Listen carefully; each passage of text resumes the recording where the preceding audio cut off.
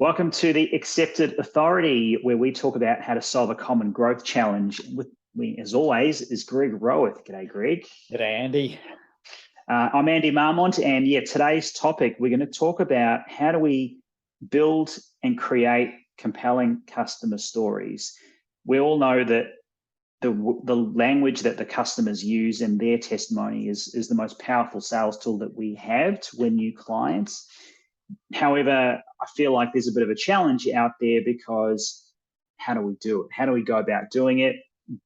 It's more useful than simply saying, here's a contact number, you can speak to, John Smith, and he'll give you a good reference, because that's something that we talked about recently, Greg. So let's talk about how do we build customer stories? What's a good story look like? How do we build it ourselves? What sort of information do we need to gather? And then how can we use it in the sales process potentially, or from a digital process? So tell me first of all, Greg, about your conversation recently with someone who they asked about, well, how do I should I just give a phone number of a client to a potential client? So talk me through the context around this. That's exactly the situation. I think from my experience too, the last thing I want to hear when I've explain to the client what we can do for them, or potential client. We're talking to someone in a sales situation, and laying out how we're going to help them. We tell them the price, and they say, "Oh, is there someone I could call that you've worked with before?" To me, that has always, never or very rarely actually resulted in a positive outcome. It's probably a delaying tactic, or it just really means that the client isn't convinced that we're the right fit. Mm-hmm. And so they maybe want some extra proof or reassurance that we are a good fit, but whatever they're looking for, they're never really going to find from another client. And that's the experience I had this week with one of my clients who had that experience happen to them, and they kind of said, "Well, who can I call to check you out?" So what that means is you haven't really established credibility, trust, or authority in that relationship, and you want to obviously avoid that situation as much as you can, because it very often doesn't result in a positive outcome. So how do we avoid that situation? And as we've discussed, telling customer stories all the way through our marketing and sales process, I think, is a very valuable way to do that, because what the client is really looking for is, have we done this work before? Have we done it for someone like them? Have we solved the problem that they have? And have we actually achieved a successful outcome in that situation? So I think, a lot of people rely on testimonials to do that. I've seen web pages with reams and reams of customer testimonials. I don't know about you, but I very rarely read those or watch them. They're good to have, but I don't know how many people actually take the time to look at them or consume them. But if you can tell a story about a success, and the way to do that is very much, I think probably one of the best ways to build authority is to say, we had this problem with a client in the past, and here's what we did to fix it, and this was the outcome they achieved. So if you can build numerous stories and tell that in a number of different ways, through your marketing, through your educational content, through your one-on-one discussions or conversations, then I think if you do that enough, people will get to see, oh, wow, you've actually solved my problem before with a positive outcome for people like me in situations like I'm facing. You must know what you're talking about. So if you do that, they don't need to ring somebody else to find that out. I think what you've touched on there is great, Greg. You talk about like personalization and context around building customer stories. When we're focused with creating content and we want to make it personalized and relevant to someone, it also extends to the customer story aspect too. So many times you'll get clients and they'll say, okay, I know what you do broadly, but as you said, tell me about an example where it's in my industry, and then how do you help? And I think you're spot on there, and also the way that you go about doing it. It's really about contextual, because we know nowadays that as you said, pages of quotes, it doesn't quite cut it anymore. I mean, one of the most effective ways that I've seen using a strong customer story is, for example, if you're doing a webinar, we'll call it an event or a presentation, having your customer in the crowd and actually saying, you know what? So, Greg, can you just tell us a little bit about your experience? And they're live, and they actually tell them about the testimonial. And to me, that's the most powerful thing I've ever seen, because it's not created, it's not curated, it's not sort of slanted. It's effectively the client is, in their words, sort of telling that story. So that's one way I've seen it done really well. But I think maybe we could move a bit deeper around how do we build that, and how do we do it in the context of our sales process, and also from the digital perspective. So what have you seen, Greg, work well about how do we tell those stories? Yeah. Well, I love that example you just shared, because that's probably as good as you can get, having the person live in the audience. People can see, and, ideally they don't think it's a setup. Maybe it is, but what the client says is actually real and authentic. And that's the key to it, having real, authentic comments from clients. But, what can you do if you don't have them in a room with your clients?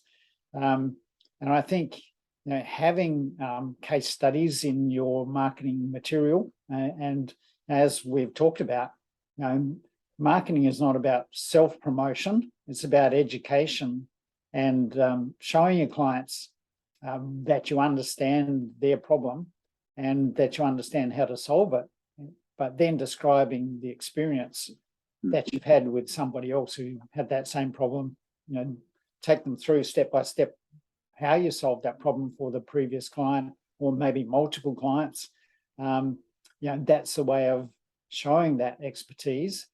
But another way, and I actually did this on my webinar last Wednesday, is I've got a number of video testimonials of clients on my website, but I use those and intersperse them into my webinar at various points where I talked about one of the methods or one of the strategies that we use, but then use a testimonial. So it could be a written test that with a client, or a video testimonial where they or then see the client. They're not live in that situation, but it's the next best thing to have a video with the client in their words, telling them what was achieved through that process, and maybe step by step what you did and what was achieved. So numerous ways you can do it, but I think that the key is you're having that related in what was done, what was achieved, and ideally in the client's words as that's been communicated. Well, and we'll just touch on that too. Something I've seen when analysing a number of different consulting firms for different clients and projects in our expert positioning pathway. I noticed that there's a tendency to create these stories, but actually have them slanted in a certain way. So, to me, there's rational and logic. So we're talking about facts. We're talking about statements. We're talking about things like awards, big numbers, experience, been in for X amount of years. That tends to dominate a lot of the language when we talk about these sort of customer stories. We focus a lot on that. But what I'd love to see is more of an emphasis around emotion and around building stories. So when we say emotion, we actually have some vulnerability in there. And an area that I think a lot of companies don't quite get is actually being vulnerable and actually talking about when it doesn't quite go right, because the hero in the story is how they solve that and then obviously get the result that they have. So I guess what we're saying here, it doesn't always have to be all roses, and injecting a little bit of an idea. So, maybe the project failed a bit, maybe something happened and it all went downhill. However, we're able to get it back on track and therefore deliver, X, Y, and Z. I'd love to see more of that in the storytelling around customer stories. I think around, and in terms of building the story, again, there's a tendency to go into a very formulaic approach. What was who's the client? What was the challenge? How do we approach it? What was the solution? I don't know about you, but I'd rather stick a finger in my eye or something to read those sorts of case studies. Again, think about, to me, this is sort of where this stuff is going. We know about Netflix, Prime, SBS. That's entertainment, right? So we want to get into the idea is, well, how do we inject our own entertainment, our own storytelling into the customer story? So really, when I think about when I worked as a freelance writer, I had to come up with these feature ideas and then create articles around people.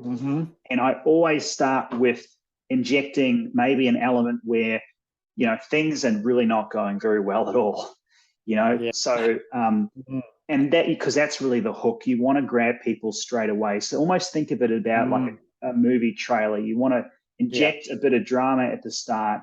And then, of course, you can build in a case of, the hero swooping in and solving the day. Obviously, had to overcome quite a few challenges to get there. But once they did, together, they were able to, solve the universe problems and create a great result for all. So I'll probably just leave it at that around. Don't focus on the logic and the rational and the facts and the awards so much. Think about how you can inject, some drama, talk about some vulnerability, and create something that you'd actually be interested in reading rather than, a case study for a case study's sake, because it doesn't really do a lot. No, I love that, Andy. And you talked about the emotion. I think that's the critical thing. Now, I actually saw this done brilliantly on a webinar during the week that I was watching. And the host, if I can call them that, use some video, very short clips, but almost like, in some cases, people were in tears, just being so grateful for the transformation they've achieved, because of the work they'd done together. And so that was all emotion. He provided the logic and the steps, but they provided the motion of the transformation, the outcomes, and and that emotion really shows what does that really mean. So it's not just the extra income or the more healthy lifestyle or whatever the outcome is. It's just the meaning that has from that transformation from where they were to where they are now. Yes, that's what our clients want to know about. And they everyone feels emotional about that. And if they're not feeling the pain of the situation they're in, to the point where they're desperate to change, then they're probably not going to go ahead and not be a client anyway. So in our stories, we really need to highlight that so that they empathize with the people that we're talking about. They really see themselves in that situation as well. And then, see the other side, see the end result, that, the result that they're really looking for, and that emotional release of, we made it. And, and I think, what I see on most professional websites, consultants' websites is bland. Here's who we are. Here's what we do. There's no emotion in that. There's no customer testimonials. There might be, here's clients we work for, but it's just names, or maybe, here's what we did. There's no emotional outcome. So there's and even LinkedIn profiles and, content on LinkedIn, we can really elevate that. There's so much how-to stuff on LinkedIn now that I think it's just white noise, really. We're overwhelmed and we don't care about the next 7 tips we read. Are they the same as the last 7 tips we heard? There's so much of that I think doesn't get cut through. But yeah, stories with emotion is where it's at. Fantastic. Well, I'm getting emotional just thinking about the stories that you've just been saying around those transformations. So I think that's a big takeaway from today is really about using the customers, building stories around them that actually are reflective of their journey. So focusing on the emotion. I think when we're talking to them, we can obviously ask the right sort of questions, but obviously we want to focus on before and after, the feeling, what it meant to them in their lives, but also from their business transformation.